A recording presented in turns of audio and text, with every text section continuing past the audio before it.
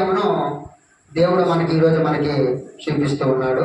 ఈ యొక్క వాక్యమును మనము ఏ విధముగా పరిశుద్ధ పరచబడాలి అని అంటే ఏప్రిల్కు రాసిన పత్రిక 12వ అధ్యాయము 14వ వచనం చదవండి. అందరితో సమాధానమును పరిశుద్ధతను కలిగి ఉండుటకు ప్రయత్నించుడి. పరిశుద్ధత లేకుండా ఎవడును ప్రభువును చూడడు. చాలు. అక్కడ ఏం చెప్తూ ఉన్నాడంటే మనము ఏ విధముగా పరిశుద్ధ పరచబడాలి అంటే ముందు ఆయన మనము ఎరిగి ఉండాలి. ఎలా ఎరిగి ఉండాలి అని అంటే అందరితో ఎలా ఉండాలంట? సమాధానముగా ఉండాలంట. ఎలా సమాధానముగా ఉండాలి అంటే అందరితో కలిసిపోయేటట్టుగా ఉండాలి. అంతేనా? అందరితో గొడవ పెట్టేటట్టుగా ఉండాలా?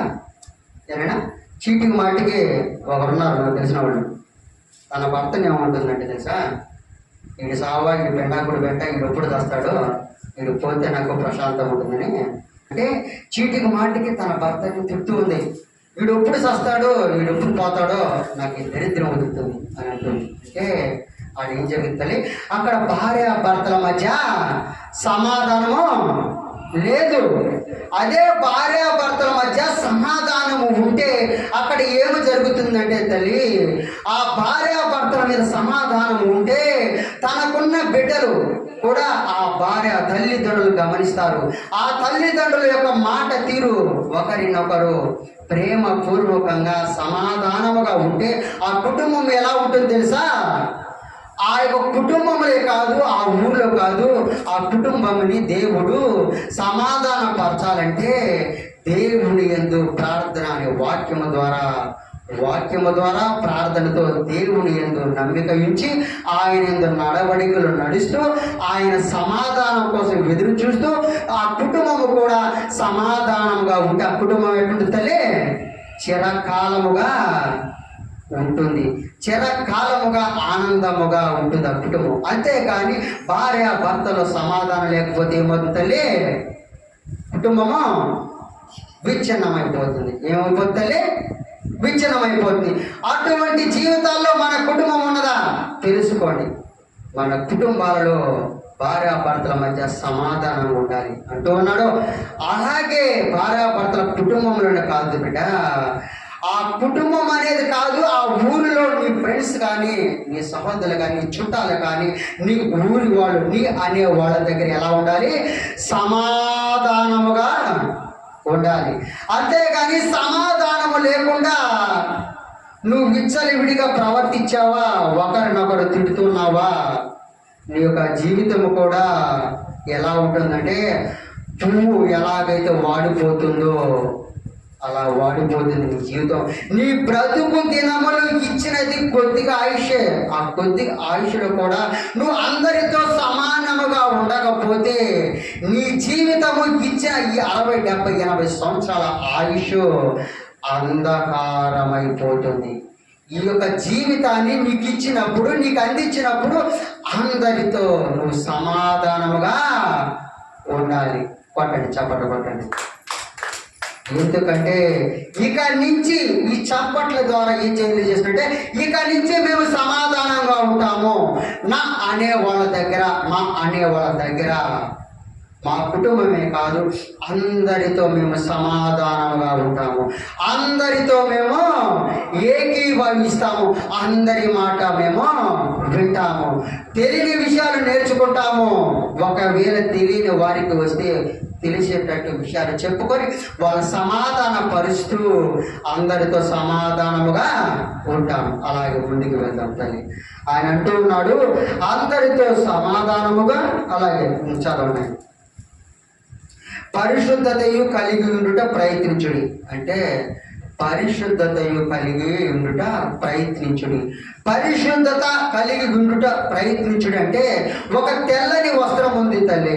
ఆ తెల్లని వస్త్రము మీద కొన్ని మచ్చలు పడితే ఎలా ఉంటుంది?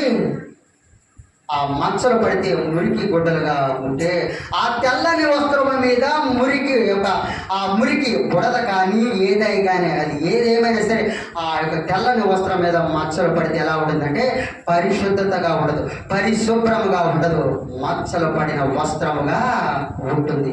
కానీ దేవుడు ఏం చెబుతున్నంటే, బిడ్డలారా అందరితో సమాధానముగా పరిశుద్ధంగా ఆ తెల్లని వస్త్రములో మచ్చలు లేకుండా మరకలు లేకుండా ఉంటే, ఆ తెల్లని వస్త్రము ఎలా అయితే దగదగదగా మెరుస్తుందో తెల్లగా ఉంటుందో ఆ విధంగా మీరు పరిశుద్ధంగా ఉండండి. అంతే కదా, పరిశుద్ధంగా ఉండండి. తెల్లని వస్త్రము మనకు చూపిస్తున్నాడు. తెల్లని వస్త్రం అంట పరిశుద్ధకు సాదృశ్యం అంట. ఆ యొక్క పావుల వలె సాదృశ్యం అని దేవుడు మనకి ఆ విధంగా తెల్లని వస్త్రములో పరిశుద్ధంగా పరిశుభ్రంగా ఉంటే దేవుడు మన యొక్క పరిశుద్ధతను, మన యొక్క క్రమశిక్షను, మన యొక్క ఒడిదుడుకులను, మన యొక్క ప్రతి ప్రవర్తన అయినా ఏం చేస్తాడు, గమనిస్తూ ఉంటాడు. ఆ విధంగా పరిశుద్ధత అనే కూడికగా మనం ముందుకు వెళుతూ చక్కగా ఉండాలి. ఏ కాడికి పరిశుద్ధతతో కూడిన విధంగా మనం ప్రయత్నించే విధంగా ఉండాలి. అవును, ఒడిదుడుకులు వస్తుంటాయి, పోతూ ఉంటాయి. జీవితం అనేది ఏంటండి, జీవితం అనేది ఒడిదుడుకులు కలిగిన జీవితం. ఇది ఈ యొక్క జీవితం అనేది అంటే సాఫీగా జరగదు. ఈ జీవితంలో ఒడిదుడుకులు వస్తుంటాయి. నిద్ర లేచి పొరుగయ్యేదాకా బాధలు, కష్టాలు, ఇంట్లో సమస్యలు, డబ్బులు లేవని బాధ, ఇంట్లో పిల్లలకు బాగలేదని బాధ, అన్నిట్లో ఏందో నీ ప్రవర్తన కూడా పరిశుద్ధంగా ఉండాలి. అన్నిట్లు దిగమింగుకొని సక్రంగా నడుచుకొని పరిశుద్ధంగా ముందుకు వెళ్ళి పరిశుద్ధంగా నువ్వు నడుచుకున్నట్లయితే దేవుడు నీ ప్రవర్తనను గమనిస్తూ ఉంటాడు. ఆ విధంగా ఉంటూ అలాగంటూ ఉన్నాడు. అలాగ ఉంటే ఎవరైతే నా నామమున నన్ను అలా ఏకరీతిగా నా మార్గమును నడుస్తూ వెళ్తారో, ఎవరైతే నా మాటలు గైకొని నాతో పరిశుద్ధంగా నడుస్తారో వాళ్ళంట యేసు ప్రభు వారిని చూస్తారంట. యేసు ప్రభు వారిని చూడాలంటే, యేసు ప్రభు వారి యొక్క నువ్వు ఆయన తలంపులను వినాలంటే నువ్వు ముందు ఏకాగ్రతగా ఉండు, నువ్వు ముందు పరిశుద్ధంగా ఉండు, నువ్వు సమాధానముగా ఉండు. అన్ని విషయముల అందు నువ్వు నేను సక్రమైన పద్ధతిలో ప్రార్థన అనే దాంట్లో నీ జీవితం అనే సుఖశాంతులతో సాఫల్యంగా జరిగితే యేసు ప్రభు వారి యొక్క దర్శన భాగ్యము కూడా నీకు ప్రవచన వరముల ద్వారా కానీ దేవుడు ప్రార్థన యొక్క సమాధానం ఏదో ఒక రూపంలో వాక్యం ద్వారా తెలియపరుస్తాడు, దైవ సేవకుల ద్వారా తెలియపరుస్తాడు. ఏదో ఒక రూపంలో నీకు దేవుడు యేసు ప్రభువు నీకు తెలియచేస్తాడు. ఆయన అంటూ ఉన్నాడు, అందరితో సమానంగా ఉండి సమాధానముగా ఉండే కాక పరిశుద్ధంగా ఉండండి. మీ ప్రవర్తన ఏందో తెల్లని వస్త్రం వల్ల పరిశుద్ధంగా ఉండండి. అలాగే మీరు నన్ను ఎరిగి ఉండాలంటే, మీరు నన్ను చూడాలంటే ప్రార్థన అనే జీవితాన్ని, వాక్యం అనే జీవితాన్ని ఎల్ల వేళలా మీ బ్రతుకు దినములు నా యందు ఆనుకొని ఉండండి. అప్పుడు మిమ్మల్ని నేను కనబడుతాను, నేను మీకు ఏదో ఒక రూపంలో తెలియపరుస్తానని ముందుకు చెప్తున్నాడు. అలాగే తర్వాతనైనా ఏప్రిలకు 13వ అధ్యాయము 12వ వచనం, 13వ అధ్యాయము 12వ వచనం.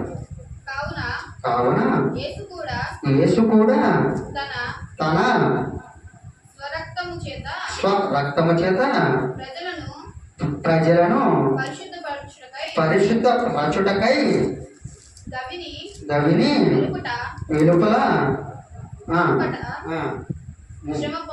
శ్రమ పొందాను. చాలు ఆడేమన్నా అంటే యేసు ప్రభు వారు ఏమంటున్నారంటే నాయన, కావున యేసు కూడా తన స్వరక్తముతో ఏమంటున్నాడు తల్లి, యేసు ప్రభు వారు కూడా ఈ లోకములో ఎందుకు వచ్చాడంటే ఏమన్నా పరిణామం వచ్చాడా, ఏదో రావాలని వచ్చాడా? కానీ ఆయన వచ్చింది ఎందుకు తెలుసా? యేసు ప్రభు వారు కూడా తను కూడా అంట తన స్వరక్తముతో, అంటే స్వరక్తం అంటే తన యొక్క సొంత రక్తంతో. ఇప్పుడు ఎవరైనా 1 లీటర్ రక్తం కావాలి నాకు అంటిస్తారు నేను, మీ ఒంటిలో నుంచి 1 లీటర్ రక్తం కావాలి నాకంటే ఎవరిని ఇస్తారయ్యా? 1 లీటర్ రక్తం అయ్యా అని అంటే ఇస్తారా? ఎవరు? కానీ యేసు ప్రభు వారంట తన స్వరక్తం అంటే ఆయన ఈ భూలోకములంట ఆ సంచరిస్తూ ఆ సిలువలో మోస్తూ ఉన్నప్పుడు,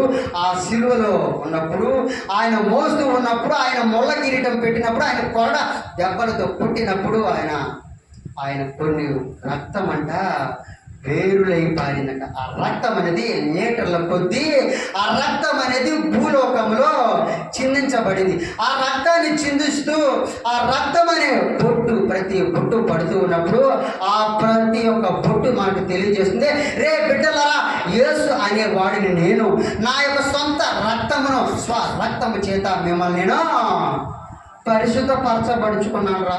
మీరు ఎలా పరిశుద్ధపరచబడాలి అంటే నా యొక్క రక్తాన్ని, నా రక్తాన్ని ఈ భూలోకములు చిందించాను, శిలువ అనే కాడిని మోసాను, ఒకవైపు బంట్రోతులు కొట్టారు, మొళ్ళ కిరీటంతో గుచ్చారు, ఈ యొక్క అన్ని విధాలుగా నన్ను, నా శరీరాన్ని హింసించారు. నా రక్తము వేరులై పారినది, నా సొంత రక్తాన్ని వేరులై ఈ భూలోకంలో పంపించింది. ప్రతి ఒక్క బొట్టు యొక్క విలువను మీరు తెలుసుకోండిరా. మీరు ఏ విధంగా నా రక్తముతో మీరు ఆ విలువను తెలుసుకుంటే మిమ్మల్ని పరిశుద్ధపరచబడతారు. మీరు మా యొక్క రక్తమును, నా యొక్క రక్తాన్ని, మీ యొక్క విలువను మీరు తెలుసుకుంటే పరిశుద్ధపరచబడేవారుగా ఉన్నారు. ఎందుకంటే ఆయన యొక్క రక్తంతో మనల్ని ఎలా చేశాడు తల్లి? పరిశుద్ధ పరచాడు. ఏం చేశాడు తల్లి? ఆయన రక్తముతో మనల్ని పరిశుద్ధపరచాడు. హల్లెలూయా అనండి తల్లి, హల్లెలూయా, హల్లెలూయా. ఒక్కసారి చప్పట్లు కొట్టండి. ఎందుకంటే మన అనుకునే వాళ్ళు కానీ, ఫ్రెండ్స్ కానీ, మన అనుకునే వాళ్ళు ఎవరైనా సరే 1 లీటర్ రక్తం ఇచ్చేదానికే మేము విడిపోయాంటాం. ఇస్తామేనా? మేము ఎందుకు ఇస్తాం? కనీసము హాస్పిటల్ బాగలేనప్పుడు కూడా గమనించండి, ఎవరైనా నీ అనేవాళ్ళు రారా బ్లడ్ ఇద్దురారంటే వచ్చిస్తారా? పోవయ్యా, మాకు రక్తం లేదు. ఏమంటారు? మాకు రక్తం లేదు. ఉంటుంది, లీటర్ల రక్తం ఉంటుంది, కానీ రక్తం ఎవరు? కానీ యేసు ప్రభు వారు అంటున్నాడు, ఈ లోకంలో నీ అనేవాళ్ళు రక్తం ఇవ్వకపోవచ్చు, కానీ బిడ్డ నీ కోసము, మీ కోసము నేను పరలోకము నుంచి, భూలోకము నుంచి నా శరీరాన్ని ఆ ఎలుపల అంటే బయట ఆ గవిని ఎందుకు ఆ బయట ప్రాంతం అంతా నన్ను కొట్టుకుంటూ తీసుకుంటూ వెళ్తూ ఉన్నప్పుడు నా రక్తము వేరులై పారిందిరా. నా ఇలువ అయిన రక్తమును మీకోసం నేను చిందించాను. చూడండి రా, గమనించండి రా. ఆ ఎలుపల ఎంతో మంది నన్ను సూచారు, హేళన చేశారు, గాండించి భూమి వేశారు, కొట్టారు. ఆ యొక్క కొరడా దెబ్బలతో కొడితే తీస్తే రక్తం వేరులై పారింది. ముళ్ళ కిరీటం గుచ్చితే ఆ తలలో ఉన్న యొక్క రక్తం యొక్క ఏరులై పారింది. ఆ తండ్రికి యేసు ప్రభువు యొక్క రక్తము ఏరులై పారింది. అటువంటి రక్తాన్ని, లీటర్లు కొట్టే రక్తాన్ని మీకోసం నేను చిందిస్తే మీరు నన్ను ఎందుకు ఎరగర్రా? ఆ యొక్క రక్తాన్ని మిమ్మల్ని పరచేదానికి, మిమ్మల్ని పరిశుద్ధంగా ఉంచేదానికి నేను రక్తాన్ని చిందిస్తే నా విలువను మీరు తెలుసుకోలేదు ఇంద్ర బిడ్డలారా అంటూ దేవుడంట ప్రతిరోజు మనల్ని ఏం చేస్తాడు? ఎదురు చూస్తాడంట. నువ్వు నిద్రపోయేటప్పటికి రాత్రి కాల సమయంలో దేవుడు నీ కోసం చూస్తున్నాడు. బిడ్డ, తెలుసుకుంటే పర్వాలే. నా విలువ తెలుసుకున్న వాళ్ళకి నా విలువ తెలియని వారికి చెబుతున్నాను. ఇదిగో మెరుపుల ద్వారా ఒక్కసారి జలక్కు చూపిస్తా, ఆ మెరుపుల సౌండ్ వినిపిస్తా, తెలుసుకోరా. ఇదిగో భూకంపాలు, సముద్రం మీద అలయందు భూకంపాలు, తుఫాన్లు సృష్టిస్తున్నా, తెలుసుకుంటారని కదిలిస్తా. మీరు బండ రాయి లాంటి వాళ్ళరా, అటువంటి వాళ్ళని మిమ్మల్ని కదిలించాలంటే ప్రచండ వర్షములు కురిపిస్తా, తెలుసుకుంటారని. శబ్దంతో ధ్వనుల ద్వారా మెరుపులు వస్తున్నాయి, కదిలిస్తా. అట్ట కూడా మీ మనసు కదిలిట్లా. ఈ రాత్రి కాల సమయంలో నువ్వు నిద్రపోయి లేచే టైంకి నీ ప్రాణము పోతుంది, కానీ కూడా నీ ప్రాణాన్ని నేను కాచి కాపాడుకుంటున్నా. తెల్లారి కల్లా నా విలువన తెలుసుకుంటావని దేవుడు పలుమార్లు హెచ్చరిస్తున్నాడు. గుర్తుపెట్టుకోండి. ఎందుకంటే దేవుడు అంటున్నాడు, నా విలువను తెలుసుకోండి, నా స్వరక్తంతో చిందించాను. మీరు పరిశుద్ధంగా ఉండాలంటే, పరిశుద్ధపరచాలంటే నా విలువను తెలుసుకోండి అని చెప్పి దేవుడు మనకి ఈ వాక్యం ద్వారా తెలియజేస్తూ ఉన్నాడు. అలాగే ముందుకు వెళ్తే నాయన తండ్రి యేసు ప్రభు వారు అంటున్నాడంట, అలాగే ఆయన ఏం చేస్తున్నాడంటే ఏప్రిల్కు రాసిన పత్రిక 12, 10, 11 దాంట్లోనే 12, 11 వారు కొన్ని దినముల మట్టుకు తమకిష్టం వచ్చినట్టు మనలను శిక్షించిరి, కానీ మనము తన పరిశుద్ధతలో పాలు పొందవలెనని మన మేలు కొరకే ఆయన శిక్షించుచున్నాడు. చాలండి ఏమంటాడంటే అక్కడ వారు కొన్ని దినములు అయిన తర్వాత అంటే అపోస్తలుడైన పౌలు గారు ఏప్రిల్కు రాస్తున్న పత్రికలో చెబుతూ ఉన్నాడు, అయ్యా వారు కొన్ని దినములు అయిన తర్వాత వారు కొన్ని దినముల మటుకు తమకిష్టం వచ్చినట్లు వాళ్ళే శిక్షించుకుంటూ ఉన్నారు. అంటే వారు కొన్ని దినముల దాకా వాళ్ళు ఏం చేస్తున్నారు, వాళ్ళకి ఇష్టానుసారంగా ప్రవర్తిస్తున్నారు. వాళ్ళు శిక్షించుకుంటున్న మాట వినట్లేదు. కానీ అపోస్తలుడైన పౌలు గారు ఏప్రిల్కు రాస్తూ పత్రికలో తెలియజేస్తున్నాడు, అయ్యా కొన్ని దినములు అయితే గడిచిపోయి వదిలేసేయండి. ఇక నుంచి గడిచిన కాలమును తీసివేసి ఇక నుంచి ఈ దినములైందో ఆ యేసు ప్రభు వారి గురించి తెలుసుకోండి. ఆయన బ్రతుకు దినములని ఆ యొక్క విలువను మీరు తెలుసుకోండి. ఆ కొన్ని దినములైన యేసు ప్రభు వారు 33.5 సంవత్సరంలో బ్రతికిన ఆ కొన్ని దినముల గురించి ఆ విలువను మీరు తెలుసుకోండి. ఆ కొన్ని దినముల ఆ వాక్యమును మీరు వింటున్నట్లయితే అంటున్నాడు, కొన్ని దినముల తర్వాత తమకు ఇష్టం వచ్చినట్లు మనల్ని శిక్షించరు. కానీ అంటే అక్కడ ఏమంటున్నారంటే యేసు ప్రభు ఆ కొన్ని దినములు ఆయన ఎంత శిక్షించారో నేను తెలియజేస్తున్నాను. కానీ మీలో కూడా మీకు ఒకరినొకరే మీరు శిక్షించుకుంటున్నారేమో తెలియజేసుకోండి. మీ ప్రవర్తన ద్వారా మీరు తెలియజేసుకోండి. మీ యొక్క నడవడికల ద్వారా మీరు ఎలా మెలవాలో ఎలా ఉండాలో ఒకరినొకరు శిక్షించే వారిగా పరిశుద్ధంగా చక్కగా చాకచక్యంగా క్రమశిక్షణ ఇది అన్నిటి యందు మీరు నడవడికలో ఉన్నారో లేదో ఒకరినొకరు శిక్షించుకునే విధంగా ఉండండి. ఎందుకంటే ఒక బాలుడు నడతండి, ఒక బిడ్డున్నాడు, వాడిని చిన్నప్పుడు నువ్వు మందలించకుండా సక్రమైన పద్ధతులు నువ్వు పెట్టకుండా ఉంటే వాడు ఏం చేస్తాడు, పెద్ద తర్వాత నీకు ఎదురు తిరుగుతాడు. వాస్తవం అది. మొక్కై ఉంగనది మానయ్య ఉంగన గ్రంథంలో చెప్తూ ఉన్నది.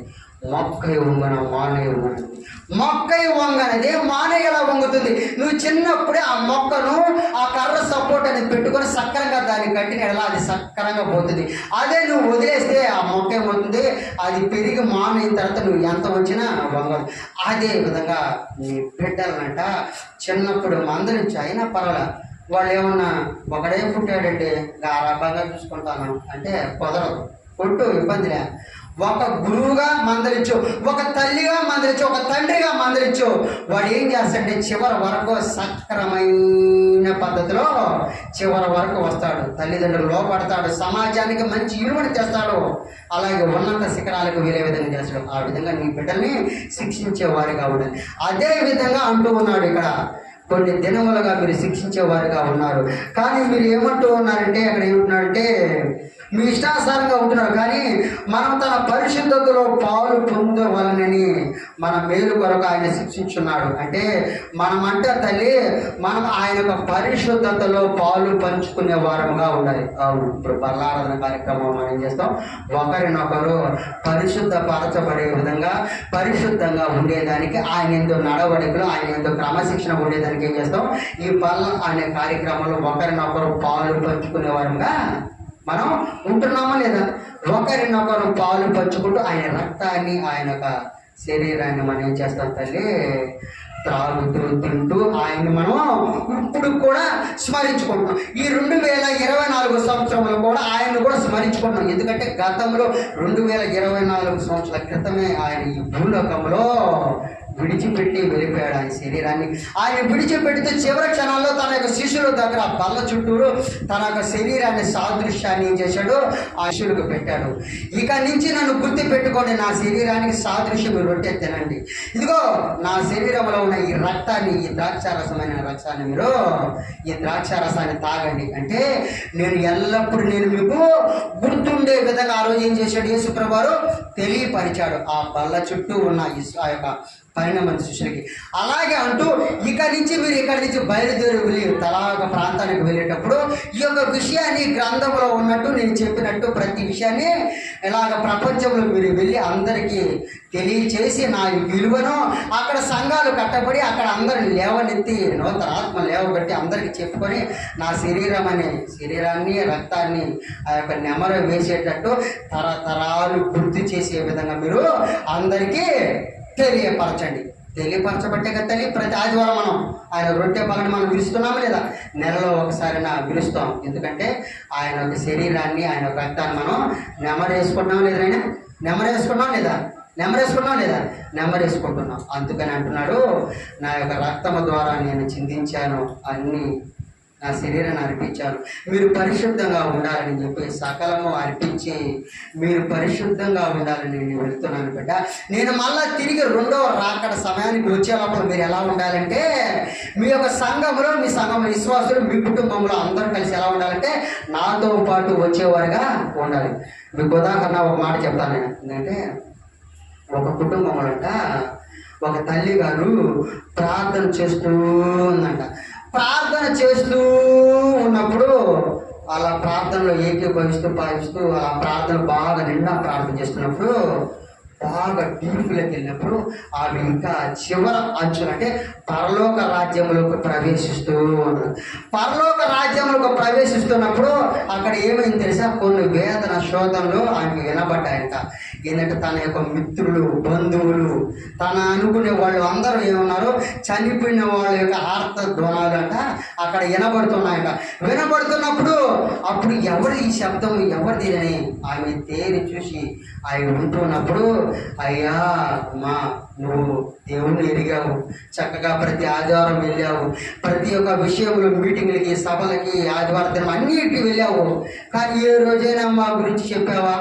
ఏ రోజైనా యేసు ప్రభు వారి గురించి మా కనీసం 2 ముక్కలని చెప్పావా? నువ్వు చెప్పి ఉంటే మేము ఆదివారం దిన మందిరంకి వచ్చేవాళ్ళం కదా. నువ్వు చెప్పి ఉంటే కనీసం వినకపోయినా పర్వాలేదు, నువ్వు కనీసం ఆ యేసు ప్రభు వారి గురించి చెప్పుకుంటే లాస్ట్ క్షణాలైనా మేము తెలుసుకునేవారు కదా అని ఏం చేస్తున్నాడో ఆ దొరలు ద్వారా ఇంటూ ఉన్నప్పుడు ఆ తల్లి గారు విలవిలలాడిపోయిందంట. అవునయ్యా, నిజమేనయ్యా, నేను బ్రతుకు దినములు ఈ భూలోకంలో ఉన్నప్పుడు ఒక్కరినైనా ఒక ఆత్మను కూడా తీసుకురాలేకపోయాను. కనీసం ఈ నా అనే చుట్టుపక్కల ఉండే వాళ్ళందరూ కూడా కనీసం 2 ముక్కలైనా ఒక మాట అయినా నేను చెప్పలేకపోయానని ఆయన బాధపడుతూ ఉన్నది. లాస్ట్కి ఏమైతే తన అనుకునే వాళ్ళు నరక లోకములో పడి విలవిలలాడుతూ ఉన్నారు. ఆ విధంగా తండ్రి అంటున్నాడు, అటువంటి నరక లోకములో మీరు విలవిలలాడకూడదని మీరు పరిశుద్ధంగా ఉండండిరా. మీరు ఎలా పరిశుద్ధంగా ఉండాలంటే అందరితో సమాధానముగా ఉండండి, అందరితో పరిశుద్ధంగా ఉండండి, అందరితో ఏకాగ్రతగా కలిసి మెలిసి ఉండండి, అందరూ నా యొక్క రక్తమును గురించి ఇరువని తెలుసుకోండి. అన్ని విషయాలు మీరు తెలుసుకుంటే పరిశుద్ధ పరచబడే వారిగా ఉంటారు. అలాగే ముందుకు వెళ్దాం తల్లి. ఏప్రిలకు రాసిన కలిగించండి. ఇంకోనైనా 2 కొరింథీయులకు 7వ అధ్యాయము 1వ వచనం. ప్రియులారా, మనకు ఈ వాగ్దానములు ఉన్నవి కనుక దేవుని భయముతో పరిశుద్ధతను సంపూర్తి చేసుకొనుచు శరీరమునకును ఆత్మనకును కలిగిన సమస్త కల్మషము నుండి మనను పవిత్రులుగా చేసుకుందాము అన్నాడా. అడేమన్నాడంటే, ప్రియులారా, మనము ఈ వాగ్దానం తర్వాత ఈ యొక్క వాగ్దానం అనే వాక్యము ద్వారా ఎలా ఉండాలంటే మన యొక్క జీవితాలట పరిశుద్ధ పరచబడే వారిగా ఉండాలంట. ఈ వాగ్దానము ద్వారా, ఈ వాక్యం ద్వారా తండ్రట ఆయన యందు మనం తెలుసుకునే వారుగా ఉండాలని దేవుని యొక్క విషయంలో మనం ఎలా ఉండాలి తల్లి? భయముతో ఉండాలంట. ఎలా ఉండాలి తల్లి? దేవుని యందు నడవడికల యందు ఎలా ఉండాలంట? ఆయన యందు ఎలా ఉండాలి? చూడండి సార్, ఆయన యందు ఎలా ఉండాలి? భయము భక్తులతో కలిసి వారు ఉండాలి. నీలో భయము భక్తి లేదంటే నువ్వు యేసు ప్రభు అని విలువ నువ్వు తెలుసుకోనట్లే. నీలో భయము అనేది లేకుంటే నువ్వు ఇష్టానుసారంగా ప్రవర్తిస్తావు బిడ్డ. నీలో భయం అనేది లేకుంటే నువ్వు ఎవరు చెప్పిన మాట నువ్వు వినవంతే. నేను చెప్తున్నాను, ఈ వాక్యము ద్వారా, ఈ వాక్యము ద్వారా నేను చెబుతున్నాను బిడ్డ, నా యందు భయభక్తులు గలవారే నా యందు అన్ని విషయములందు మీరు ఏకీభవిస్తే, నాకు లోబడితే, భయం అనే దానితో మీరు లోబడితే మిమ్మల్ని ఎక్కడికి తీసుకెళ్తానో ఆ పరలోక రాజ్యానికి మిమ్మల్ని తీసుకెళ్తాను. ఇప్పుడు మనం ఆ పరలోక రాజ్యానికి వెళ్ళేటట్టు వారుగా ఉండాలా, నరక లోకములోకి వెళ్ళేటట్టుగా ఉండాలి? చెప్పండి సార్. మీరు చెప్తే నేను అన్నా సార్, నేను నరక లోకానికి వెళ్తాడు కొంతమంది. ఎందుకంటే చెప్పిందా, చోటుకోడు ముందు శంఖమూర్తి ఎట్లా ఉండదా, నువ్వు తెల్లవారు ముందు ఏనా పడతా అంటే నేను అనేది ఒకటే, ఈ వాక్యం ద్వారా దేవుడు అంటున్నట్టు, రేపు బిడ్డలారా నా యందు భయభక్తులతో మీరు కలిసి, నా యందు భయంతో మీరు కలిసి ఉంటే, ఒకరినొకరు భయభక్తులతో కలిసి నా యందు మీరు ఏకీభవిస్తే, నా నడవడలేదు ఉంటే, భయభక్తులు కలిసి వారు ఉంటే, నేను మీకు పరిశుద్ధపరిచిన ఆ యొక్క పరలోక రాజ్యంలో మీకంటూ నేను సిద్ధపరుస్తున్నాను స్థలమును. ఆ స్థలం అనేది ఎలా ఉంటుందంటే, నేను ఈ భూలోకంలో ఉన్నప్పుడు అయ్యా నాకు డబ్బు లేదు, అయ్యా నాకు రోగం లేదు, ప్రతి విషయంలో దిగులు పడి యాతన పడి ఏడుస్తూ ఉన్నప్పుడు ప్రతి మొర ఆలకించి నువ్వు ఉన్న జీవితం అంతా భూలోకంలో ఏడ్చి ఏడ్చి నీ యొక్క శరీరాన్ని నువ్వేం చేసావు, కొంగ నలగ తీసుకున్నావు. కానీ ఈ బాధలు ఈ కష్టాలు తొలగిపోవాలంటే, ఆ పరలోక రాజ్యంలోకి రావాలంటే ఎన్ని విషయాలు గమనించుకోవాలని దేవుడు తెలియజేస్తూ ఉన్నాడు. అలాగే లాస్ట్గా అంటున్నాడు ఆయన, నేను లాస్ట్ మాట, రోమాకు రాసిన పత్రిక 6:19 లాస్ట్ మాట, రోమిలకు రాసిన పత్రిక 6వ అధ్యాయము, మీ శరీర బలహీనతను బట్టి మనుష్య రీతిగా మాట్లాడుచున్నాను, ఏమనగా అక్రమము చేయుటకై అపవిత్రతను అక్రమమును అవయవములను దాసులుగా ఎలాగూ అప్పగించిదిరో అలాగే పరిశుద్ధత కలుగుటకై ఇప్పుడు అవయవములను నీతికి దాసులుగా అప్పగించుడి. ఓకే, చాలా అని అంటున్నాడు. మీ యొక్క శరీర బలహీనతలు అంటే మన యొక్క శరీర బలహీనతలను బట్టి ఎలా ఉందంట, ఆయన ఏం చేస్తున్నాడు, మీ యొక్క శరీర బలహీనతలను బట్టి మనుషుడు ఏ విధంగా ఏ రీతిలో నడుచుకోవాలో నేను తెలియజేస్తున్నాను. నిజమే, కరెక్టే, అవును సార్. మా శరీర యొక్క బలహీనతలు ఒకరే. మన శరీరం యొక్క బలహీనతలు ఎవరు తెలియ, అందరూ 10 నిమిషాలు ముగించారు. మన శరీరం యొక్క బలహీనత ఎవరు చెప్పండి? ఏమంటుంది తెలుసా, ఈ మధ్యకాలంలో నన్ను నిన్న కూడా, ఇందాక మేము వచ్చేటప్పుడు కూడా సాతాను ఏమన్నా తెలుసా, ఒరే రమేష్ ఈరోజు ఏం వారవరా, ఆదివారం, నువ్వు కాసేపట్లో మీరు ఎలా పరిశుద్ధంగా ఉండాలి, ఎలా పరిశుద్ధపరచుకోవాలి వాక్యం చెప్తాడవరా, ముందు నువ్వు ఎటువంటి వరకు నేను చూస్తాను రా అని చెప్పి కొద్దిగా ఏం చేసింది, సాతాను నన్ను కృంగ తీసింది. ఆ బాంబులో కూర్చొని నన్ను ఆ సాతాను అనేది కృంగ తీసింది. కానీ నేనేం చేశానో ఆ కన్నీరు తుడుచుకొని అయినా పర్వాలేదు, సాతాను నన్ను కృంగ తీసినా పర్వాలేదు. ఈ పరిశుద్ధ దినమున పరిశుద్ధంగా ఎలా ఉండాలో కనీసం 2 మాటలైనా వచ్చిన విశ్వాసానికి 2 మాటలైనా చెప్పాలని ఆశపడి నా బాధను దిగమింగుకొని మీకు ఈ మాటలు చెప్తూ ఉన్నాను. ఎందుకంటే దేవుడు అంటున్నాడు, నీ శరీరము యొక్క అవయవముల యొక్క ప్రతి పాటుని ఎక్కడ నలగబడుతుందంటే, రేపు బిడ్డలారా సాతాను అనేది మిమ్మల్ని పట్టుకొని పీడిస్తాయి. ఎందుకంటే ఆనాడు ఏబు గారి పరిస్థితి కూడా అదే కదా తల్లి, ఏమైనా కరెక్టే కదా. ఆనాడు ఏబు గారి పరిస్థితి కూడా ఆఖరి తన కట్టుకున్న భార్యట చాలు కానీ ఎప్పుడు చూసిన దేవుడు దేవుడు అంటావు, సమస్తము అన్ని పోయినాయిరా, నీ బిడ్డలు చనిపోయారా, నీ గుడ్డు గోత్ర మొత్తం అన్ని పశు పక్షాతులు నీ అని అనుకున్నారు, మనల్ని సకలము అన్నీ నాశనం అయ్యారా, ఇంకా పట్టుకొని దేవుడా దేవుడు అంటావు అంటే నువ్వు సాతాన్లుగా మాట్లాడుతున్నావు, మూర్ఖురాలుగా మాట్లాడుతున్నావు అంటూ ఆ సాతాన్ని తన యొక్క భార్యలో నుంచి దాన్ని ఏం చేశాడు, చాకచక్యంగా యోబు గారు తొలగించారు. ఆ విధంగా యేసు ప్రభువు నేను అంటున్నాను, అయ్యా సాతాను అనేది నా శరీరంలో ప్రతి ఒక్క పాటలో అది ఏ రూపములైనా సరే నన్ను అవయవములను పట్టుకొని పీడిస్తుంది, ఏదో ఒక విషయంలో నన్ను నలగగొడుతుంది.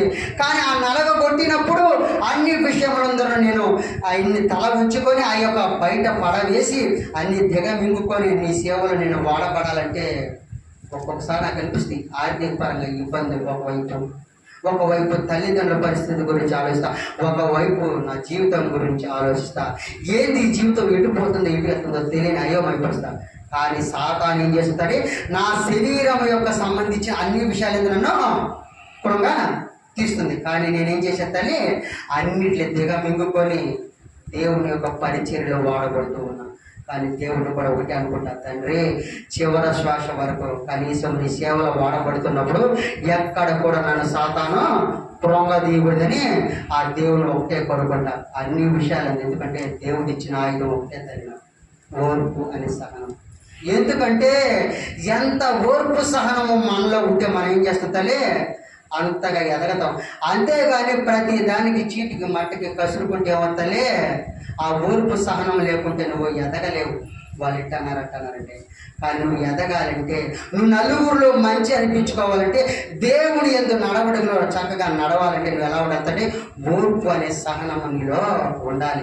ప్రతి విషయము వాక్యము ద్వారా వినాలి. ఎందుకంటే ఈ గ్రంథములో 66 పుస్తకాల్లో ఎన్నెన్నో మర్మాలు చెప్తున్నాడు. భార్యాభర్తల విషయాలను ఎలా ఉండాలి, బిడ్డలు ఎలా పెంచుకోవాలి, సంఘంలో ఎలా ఉండాలి, నీ సమాజంలో ఎలా ఉండాలి, ప్రతి విషయాన్ని నీ బాధగా నీకు వాక్యము ద్వారా ప్రార్థన చేయి.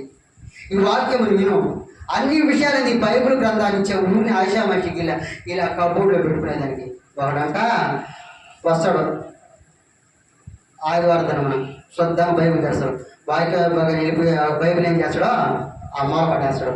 ఈ వారం అంతా ఏమవుతుందలే, తుప్పు పట్టిపోదు. ఏమవుతుందనే తుప్పు పట్టిపోదు, దుమ్ము తూలి పడుతుంది. లాస్ట్కి ఆదివారం వచ్చే ఉదయాన్నే టకటకలేసేసి శుద్ధంగా తీసుకొని బైబిల్ తీసుకొని వస్తాడు. ఈ వారం అంతా నువ్వు బైబిల్ ఆ మూల పెట్టావు. ఈ వారం అంతా నీ బాధలు కష్టాల గురించి ఏ రోజున ఆలోచించా, అయ్యో ఈ వారం అంతా నా బాధలు కష్టాలు వచ్చినాయి, వీటి వల్ల ఎందువల్ల వచ్చింది, ఏ సమస్యల వల్ల వచ్చిందని తెలుసుకున్నావా? తెలుసుకుని ఆ గ్రంథాన్ని వారంలో ఒక్కసారైనా, వారం చదవాలి, వారంలో ఒక్కసారైనా గ్రంథాన్ని తెలిసి కొద్ది నిమిషాలన్నా కనీసం ఒక అధ్యాయం చదివా, కనీసం 2 వచనాలు చదివా, చదువుకొని కళ్ళు మూసుకొని ప్రార్థన చేసావా? ఈ గ్రంథం ఇచ్చింది ఊరినే కాదు, నీకు గ్రంథం ఇచ్చింది చదువుకొని వాక్యానుసారంగా నడుచుకొని ఆ ద్వారా ప్రార్థన అనే శక్తితో ప్రార్థన అనే ఒక వేడుకుంటే నేను నీకు సమస్తం వారం అంతా కాచి కాపాడుకుంటా మన ఆదివారం దినానికి వెళ్ళే టైంకి దైవ సేవల ద్వారా కూడా కొన్ని విషయాలు బయలుపరుస్తా అని చెప్పి దేవుడు మనకు తెలియపరుస్తున్నాడు. ఆ విధంగా యేసు ప్రభావం ఉంటున్న తల్లి ఇక్కడ కూడా మనకి ఏం చేస్తున్నాడు, సాతాను అంటే తల్లి చివరికి ఏం చేస్తుంది, మన యొక్క శరీర అవయవముల మీద కూడా ఏం చేస్తుంది, ఇది సాతాను కృంగదీస్తుంది. తస్మాత్ జాగ్రత్త, మీరు కూడా గుర్తుపెట్టుకోండి. ఎందుకంటే సాతాను అనేది మన యొక్క శరీరముల మీద ఏం చేస్తుంది, దాడి చేస్తుంది. అది ఏ విధమైన దాడి చేసినా ఏం చేయాలి, మనం ఎలా ఉండాలి తల్లి, స్టాండర్డ్గా నిలబడే వారంగా